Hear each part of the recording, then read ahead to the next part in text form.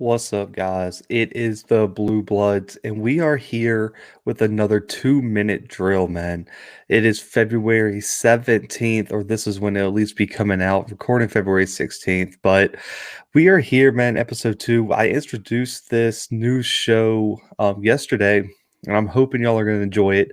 5 days a week, like I said, for the Bluebloods, and I don't think I could be more excited for this, man. I love coming on here and talking football with y'all. We're working on some live stream stuff where we can do this live on Facebook, YouTube, Twitch, our Periscope account, all that kind of stuff. But this episode, I think we're going to talk more about the transfer portal. There's been some huge entries, huge exits that have already found new homes, I would say. And, I want to look at one in particular, and that is Tyler Shough. And in case you guys don't know who this is the Oregon quarterback. Took over for Justin Herbert this year. Had a really good year with Oregon. Won the Pac-12 championship. Started all 7 games for the Ducks and was an integral part in winning the championship for the Ducks. And I was very, very surprised that he left. But I'm looking at it here and it doesn't really make a whole lot of sense to me why he would leave, but you look at the Fiesta Bowl win, and we got to take that, or the Fiesta Bowl loss, I would say, with Iowa State. He got benched large stretches for Anthony Brown, backup quarterback, probably going to be the start of this year, unless one of those freshmen or really the redshirt guys from last year make an impact. But I would guess Anthony Brown is the guy for the Ducks moving forward. And I'm looking at 2020 season, over 63% completion percentage, over 1,500 yards passing. This is only 7 games, 13 touchdowns, 6 interceptions, 2 rushing touchdowns. But he really, really struggled with consistency and accuracy. And those were really his biggest issues, I would say. And this was really only his first year starting. And with the 15, he was the 15th best quarterbacks in terms of efficiency this year. And, Shough will have 3 years of eligibility remaining, guys, and he's going to be a graduate transfer. So you look at all this, man. Mario Cristobal building a really, really, really good contender out there in Oregon. If it went for the opt-outs, if it wasn't for the canceled seasons, I would say they had a chance at the playoffs. I know all y'all heard me on Couch Coach. I know you heard me on, the normal Blue Bloods podcast. This was something I was really high on. Oregon, I thought Oregon was going to make the playoffs for sure. Thought they were going to win the Pac-12, which they eventually still did. They went through some rough patches, but I was really impressed with Shough. He was not Justin Herbert. That was really my only critique of him, is that he wasn't Justin Herbert. And then you look at winning the Pac-12 championship. He played his best game, I guess for last, you could say, but I didn't see anything that he must have been told something, guys. I mean, he must have been it's seen the writing on the wall that he wasn't going to be the guy going forward. He already graduated. He gets 3 years, immediately eligible anywhere else. And now I know you're probably wondering, well, where's he looking at? Penn State, Auburn, Washington State are the 3 schools that are really recruiting Shough the hardest. And, as an Auburn fan, I can speak to it pretty well. There's been some strong talks, but I just find it hard to believe he's going to wind up at Auburn. You still have Bo Nix sitting there at the quarterback spot, who I can't see him not starting. He already has ties to the program. This is coming into his 3rd year. I'd find it really, really hard pressed to think that Nix isn't going to start next year. And then on top of that, what about Demetrius Davis coming in, top 200 quarterback, top 200 player, top 10 quarterback, and he's the winningest high school quarterback in Texas football history coming in as a true freshman. I have a really, really hard time believing that Tyler Shough is going to come into that, especially after the fact that he just went through at Oregon, where Anthony Brown was taking a spot. Do you want to go into Auburn in that SEC environment where there's already 2 quarterbacks that are probably going to have a head start on you, not even including Shalil Garrett, who already was at Auburn last year and could have, I guess, an outside chance of winning that quarterback job. And then you look at Penn State. This is the one I want to focus on. Washington State, I could see.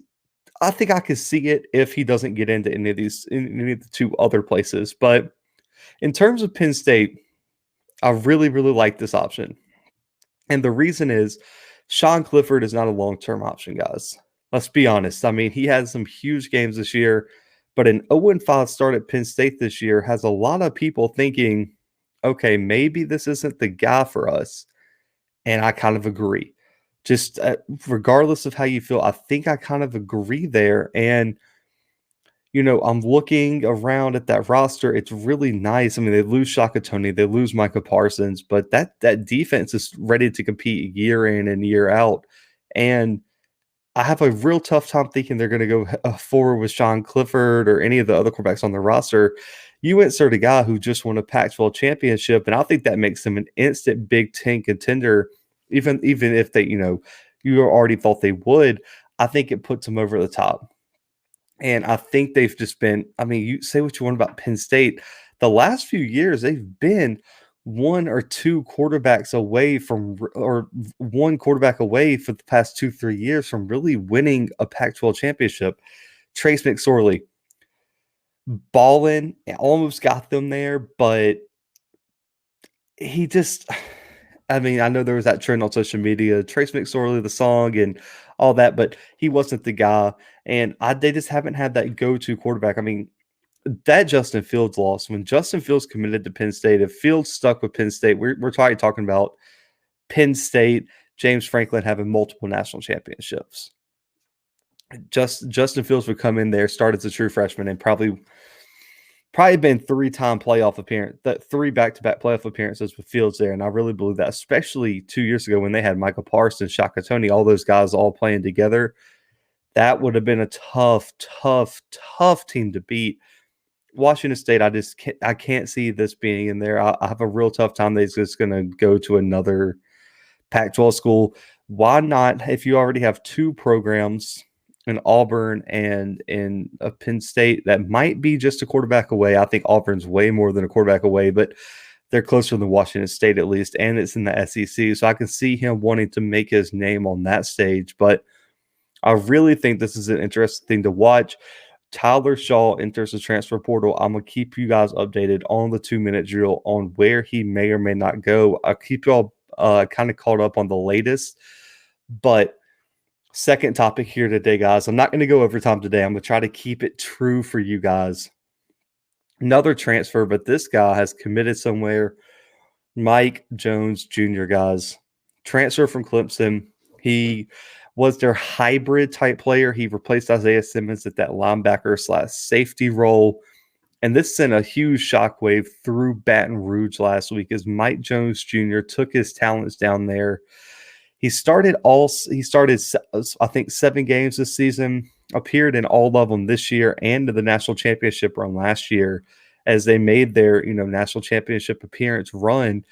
For his career, 46 tackles, 7 for loss, about half a sack, 2 interceptions, 2 forced fumbles. Not jumping off the page, but what he brings is more intangibles, leadership, experience, and just athleticism. All the tools are there. I talked yesterday about Malik Murphy of Texas is having all those physical tools. You just got a perfect recipe. All you got to do is not mess it up. And this kid, athletic. He can play in coverage. He's fast. He's instinctive. He's physical. And he comes with loads of big game experience. He was an intricate player when this team faced LSU back in 2019. This kid can ball, man, and there's a reason Dabo Swinney was not happy about this kid's loss. This is one I did not expect to see transfer. Venables doesn't lose players like this, guys. I'm really interested to see what happened here. Is there someone that taking playing time away? What did they see? I think someone to watch is Trenton Simpson. We'll get to him in a second, but LSU had a historically bad defense this year. I think it was the worst in school history, one of the worst in SEC history. I mean, this defense was bad. It lacked effort at times, and it really cost them some games, down the stretch and big moments. And Jones is going to be a much needed, I guess, addition, especially after the loss of Jabril Cox, who was a transfer from North Dakota State last year. It would have been cool to see him jump on that extra year of eligibility due to COVID. He didn't, but it's fine. Damone Clark is still there. He's a stud, man. Mike Jones Jr. and Damone Clark are going to be probably one of the best linebacker duos in the entire country, guys, and they're going to be someone to watch. And in terms of this defense, man, you look at just on paper. Like, I know the LSU defense was bad this year. They looked decent on paper last year. They shouldn't have played that bad, but I want to look, ahead, just looking at just like the back end. Let's ignore the D line. There are some studs down there, but I want to look at the linebackers and DBs. Eli Ricks, Derek Stingley, Damone Clark, and now Mike Jones. Uh, Listen, say what you want, wrap it up, man. This could be one of the best defenses in the country on paper next year. And I think, listen, I say what you want about LSU this year, say what you want about Coach O. I don't think they're going to perform how they did this year. And you know, sh- I really like what Coach O did this year, man. I like what he did this offseason in terms of rebuilding the coaching staff, getting some youth in there, getting some fresh faces. They brought I think it's Deontay Jones in defensive coordinator. And I really like that hire. I think he's a fresh face. They've built a staff together. I think him and Coach O are going to have really good rapport in terms of play calling, defensive scheme, the type of players they want to bring into LSU. And Mike Jones, I think, is just the first step to that. This is a kid who's going to have 3 years of eligibility. I think he'll only probably play 2. This kid's on the way to the NFL. And if you're Mike Jones, this has got to be a perfect fit.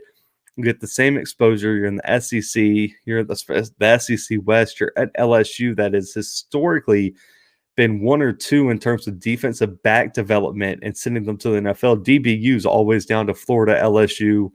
I guess you could throw Ohio State in there, but they're always, I would say LSU is right up there in terms of DBU.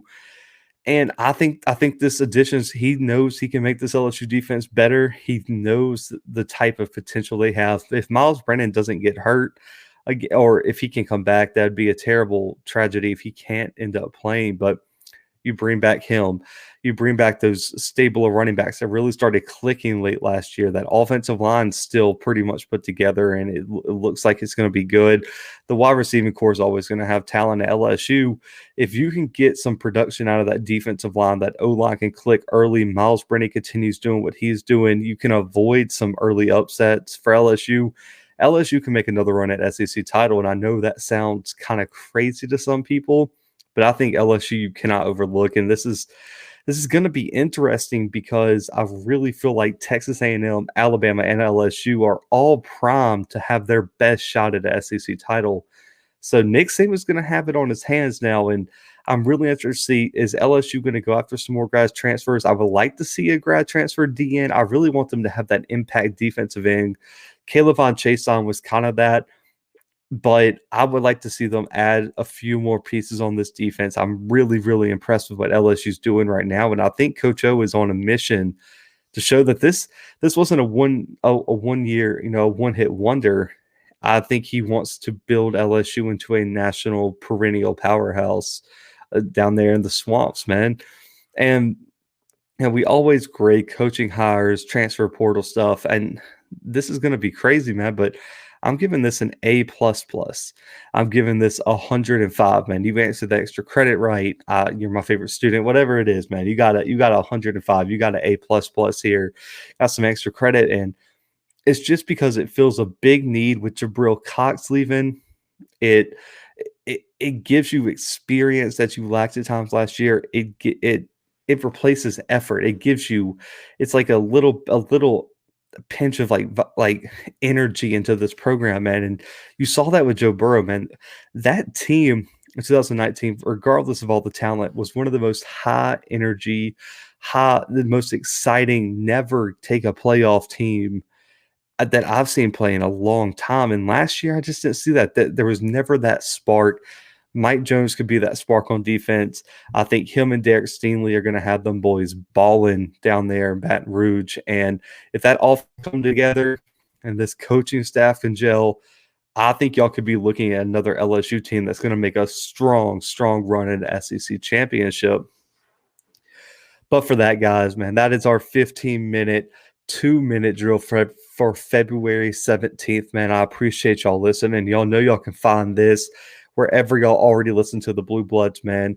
We're coming out with a Blue Bloods episode today as well. So after you finish listening to this, let's go ahead, go listen to our interview with NC State insider Corey Smith, man. We definitely appreciate him coming on. And listen, we appreciate y'all listening. Y'all can find the 2-minute drill on YouTube, the video version, man. You can see me in my new room/office, man. We got the jerseys up and everything, man. We're out here trying to put the most content out for you guys, man, because we love y'all and we appreciate y'all supporting the Blue Bloods. But guys, I will be back tomorrow with another 2-minute drill, and we got some more episodes coming out later this week, more interviews, more content. Y'all know how it is. But for right now, guys, we are